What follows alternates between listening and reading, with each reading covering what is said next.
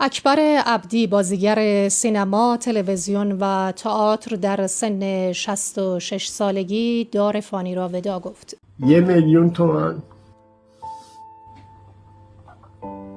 4 میلیون تومان ماهی، 1,000,000 تومان به خانواده ها پول میده. وقتی روغن 1,600,000، 1,700,000، این 1,000,000 تومان روغن رو برای چی میخواد؟ برای جغجغ لای در خونه شون میخواد که شب عیدی خونهشون در خونهشون جغجغ نکنه.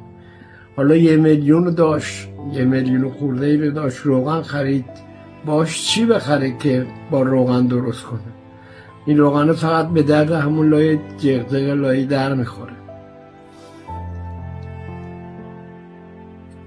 نمیدونم، خدا هم حرف گوش نمیکنه.